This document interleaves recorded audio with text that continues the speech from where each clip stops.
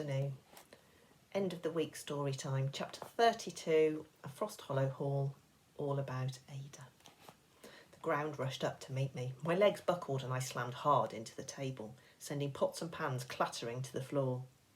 I landed in a heap amongst them. The din seemed to go on and on. I've blown it, I thought. That's it. I'm done for. Will landed neat as a cat beside me. Great start, he hissed. At least I'm in one piece, thanks for asking, I muttered and sat up. We both froze. Out in the corridor came the sound of footsteps, then voices. 2 voices. Oh, heck, said Will. Here they come. I grabbed his sleeve. Don't just stand there. We squatted down behind the table. It hardly shielded us at all, but seemed a better option than just handing ourselves over. The door edged open. A candle appeared, then someone gasped sharply. I bit my lip. Any second now we'd be spotted. Instead, to my great relief, the door closed again, and out in the passage I heard Dorcas's voice. It was nothing. Finish your drink now, Gracie, and we'll go back to bed. She clearly thought this mess was Ada's work and didn't want to upset Gracie further. I gave it another few minutes, just enough for the house to fall quiet again and for my heartbeat to slow. Ready, I whispered to Will. He nodded. I found us a candle stub, and once I'd got the thing alight, steadied myself with a deep breath. Right, I said. Follow me. Out in the passageway, the darkness closed in on us. No sign of Gracie or Dorcas. The air was colder too, and it was deathly quiet. A shiver ran down my back. We went through the glass doors towards Mrs. Jessop's office. The candle gave off little light, but I could see the walls at least, and then up some stone steps to a door. We stopped in front of it. My heart thumped hard against my ribs. This is it, I whispered. Step aside then, said Will, and hold that candle close. He tested the door to see if it was locked. Of course it's locked, I hissed. She's got the biggest bunch of keys in England. She'd lock you up if she could. Thinking things like that doesn't help. Now, if you don't mind... Sorry. Crouching low at the door, he slid his knife in the lock and jiggled it for what seemed like an age. My arm began to ache from holding up the light. You done yet? Nah, said Will. You don't want to budge. I tutted irritably. Hadn't he bragged that he could pick a lock? Wasn't that why he was here? Then he turned his wrist sharply. The lock clicked. Easy as pie, the door swung open. The room was much as I remembered it, clean and orderly and full of notebooks. But this time the lamp was unlit, the grate full of cold ashes. I put down the candle and looked about me. I saw that the desk had drawers. Each one had a lock, but the brass clock on the wall showed it was already nearly 4:15, so we'd have to get a shift on. The maids would be up at 5. I'll start with the books, I said to Will. You get those drawers open. The notebooks were in date order, one for each month, their spines all level on the shelf. I counted backwards till I got to 1871, the year Kit died. 10 more books, and there it was. My throat went tight. February 1871. But this particular book wasn't lined up neat like the others. It was set right back on the shelf. I slid it out, dreading what I might read inside. Heart in mouth, I opened the book. Page after page was filled with tiny writing. I couldn't make head nor tail of it, so I held it near the candle for a better look. My heart sank. It was all just details of meals and chores and who'd done what. Then I noticed other things written round the edge of each page. They seemed to be little thoughts. Mrs. Jessop's thoughts. I shuddered. It didn't seem right to read her private words. It felt uncomfortable, like she was right here in the room with her cold eyes on me. Now wasn't the time to get squeamish. I took a breath and read on. The first entry was for Thursday, February the 2nd. Milk late again. I skipped forward to Friday, February the 3rd. Still no milk. Jug of Monday's milk passable for breakfast. Lady B peevish about K and A making too much noise in the library. Says they should be somewhere else. I guessed K would be Kit and A would be Ada. So far, so clear. K and A chasing up and down on the back stairs, but now the housemaids cannot sweep up properly or carry things to and fro. A full chamber pot has been dropped. Tempers are short. The staff are complaining. Matters must be dealt with, though I suspect one of the maids has done this already. A shows me the pinch marks on her arm. Tell her not to make such a fuss. I I shuddered and rubbed my own arm. The back stairs, pinching fingers.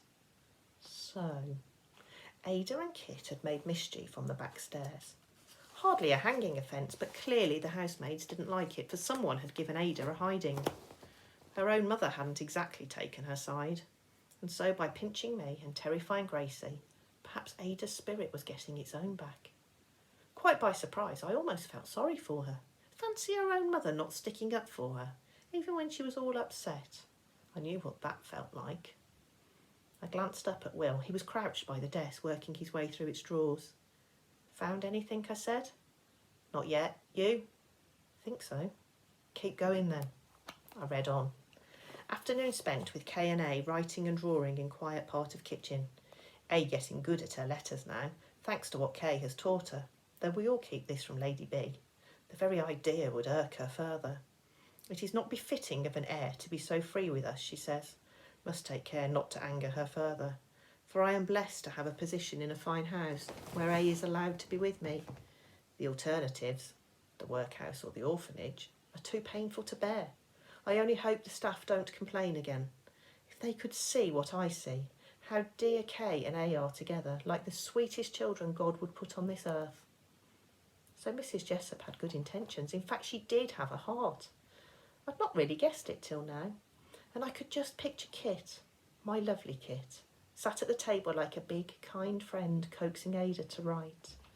Then K and A started giggling over something they have written. They won't show me what it is, though I catch sight of the word dearest. It makes me smile. How fond they are of each other. Her ladyship would die on the spot if she knew.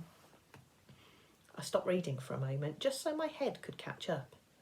Could this be what I'd seen written in Kit's sketchbook? Clearly they were drawing that afternoon, and it seemed writing something too. The words that I thought were meant for his mother might actually have been meant for someone else. Ada. It struck me that I didn't know how old Ada was. In my head she was a little girl, on account of the words on her gravestone and the light footsteps I heard on the stairs. Of a sudden I didn't know what to believe. As I scanned on down the page, my eyes alighted on a note written later that same day. Milk arrives at last. News from the village is that the fever's back. 5 children already grievously sick. God help their souls. And then a bird flew into the kitchen this afternoon. That young housemaid, Dorcas Watkins, turned skittish and said it was a sign there'd be a death in the house before long. Such superstitions these girls have. I couldn't imagine Dorcas like this, not when she seemed such a steady sort. The next entry was for Saturday, February the 4th, 2 days before Kit died. My heart began to thud. The wind has turned nor'easterly. Snow since last night. Hard frost. A few lines of what food was cooked and how Mr. Phelps had ordered the silver to be cleaned. Then, A out of sorts today. Parched throat, warm head. Put her to bed early with hot water and honey. Said extra prayers, though must try not to fret. Honey is a great healer, I'm sure of it. All she wants is dear K. Lady B forbids it, insists she must be confined to her room until we know what ails her. She even talks of forbidding me to tend her, my own child. Wretched.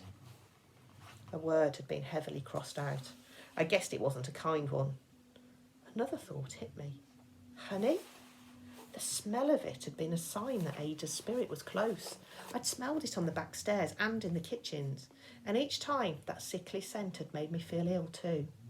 And it quite turned me over to think of Ada, so poorly. Not from fear like me, but from some terrible sickness that in a day or two she'd be dead from. I haven't found much, said a voice beside me. Deep in thought as I was, it took a moment to realise it was Will. Oh, right. I'll try this middle drawer. Looks like it hasn't been opened in years. He pulled and cussed till the drawer opened at last. Then he stuck his hand right in and with a sharp gasp drew it straight back out again. Quick, give me that candle, he cried. We peered into the shadowy drawer. There at the back was something dark, all coiled up like a snake. Holding his breath, Will pulled it out. Take it, he said. I'll hold the light. It looked like rope, but as soon as I touched it, I knew what it was, and a thrill ran through me. The hair had been braided into a thick plait about a foot long. tied with a limp blue ribbon. It felt cool and heavy in my hands. I held it closer to the light. The hair was darker than my own, so dark it was almost black. Just like Mrs. Jessop's. Will whistled through his teeth, and look at this. He'd found a photograph. It was a simple postcard portrait of a serious little girl in her best frock, with her hair all neatly plaited and her hands crossed in her lap. She was sat in a chair that was too big for her, so her feet dangled high above the floor. Oh, Ada. Here she was, a girl of 7, perhaps 8. She looked such a poppet of a thing. It made me feel choked and sad. I gave it to Will so he could put it back in its proper place. Hang on, what's this? He seemed to have found something else. I reckon this might be her too. He gave me another picture, bigger than the last. An older, handsome girl stared back at me. She was unmistakably Ada. She might have been my age. Her hair was dark, smooth neat to her head, and though she wasn't quite smiling, her eyes were bright. At second glance, she wasn't so pretty, but she had a clever, spirited face. It was there in the tilt of her chin and the strong curve of her mouth. She looked so full of life. Somehow this made things worse. What do you reckon she died of? Said Will. She got sick, that's all I know.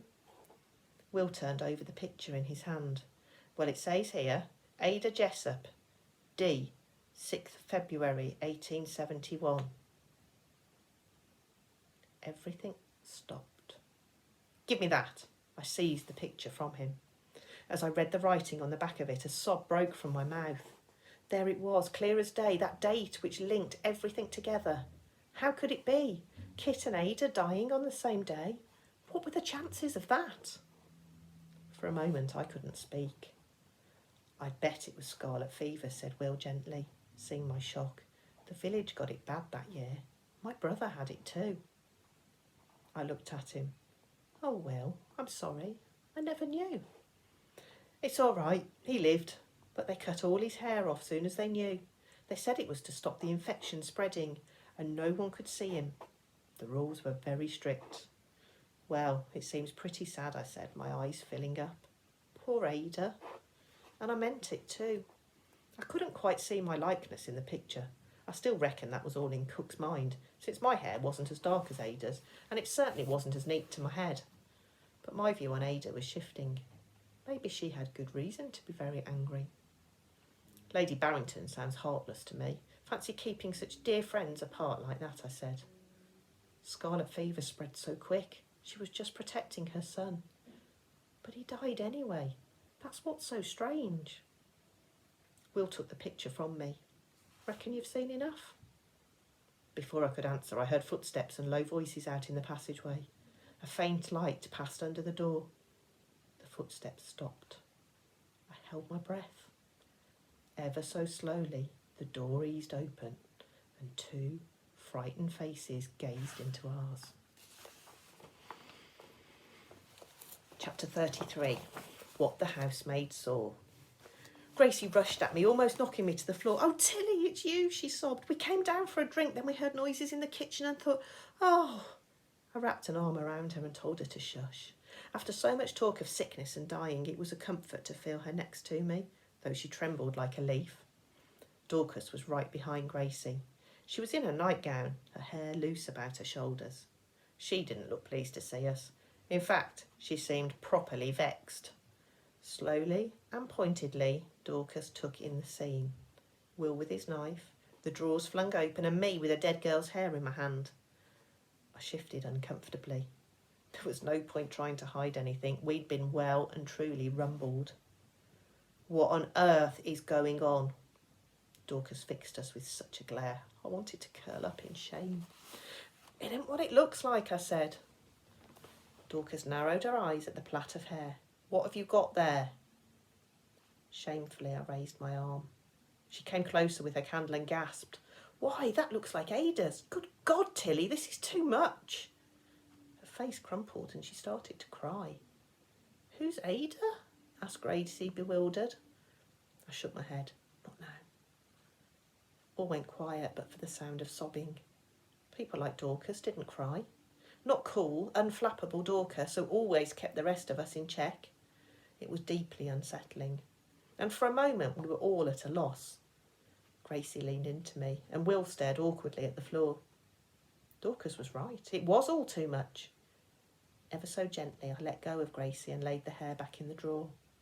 But I wasn't finished with the notebook yet. When no one was looking, I slipped it into my pocket. Once Dorcas had recovered a little, she said, "This nonsense has got to stop before it turns us all mad." "'Tisn't nonsense. Really, it ain't," I said. "Isn't it? Look at us all. You, me, Gracie. Even Will's white as a sheet." "I'm fine," said Will, squaring his shoulders. "Suit yourself," said Dorcas. "But her ladyship's in a right state, and goodness knows where Mrs. Jessup is." Her grey eyes fixed on me. "So what is going on? You'd better tell me, Tilly, before Mr. Phelps finds out you're here." My mouth went dry, and I felt sicker than ever.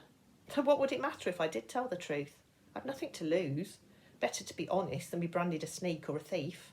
And besides, Dorcas had been working here during Kit's last days, so I reckon she knew plenty, if only she'd be willing to talk. "Can we go somewhere else?" I asked, wanting suddenly to be gone from this sorry little room. After a quick tidy of Mrs. Jessup's things, we went back to the kitchen, where a scene of chaos greeted us. Pots and pans lay strewn about the floor. A chair had fallen over, and the table was awash with dishes. Gracie stiffened in the doorway. I knew what she was thinking. This looked like one of Ada's tricks. Quickly, I put her straight.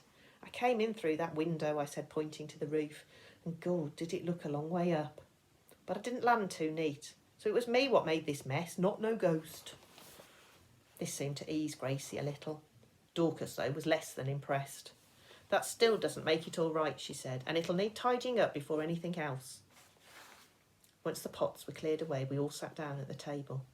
"Make some tea, Gracie," said Dorcas, "and Will, try not to stare. I know we're in our nightgowns and it's not very proper, but it'd help if you didn't have your mouth open."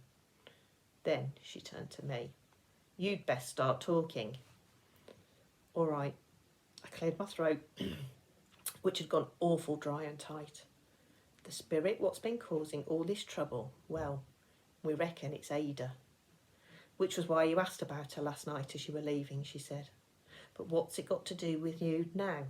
You've been dismissed. The séance proved it was Ada, and now I've lost my job and it ain't fair." She looked at me in disbelief.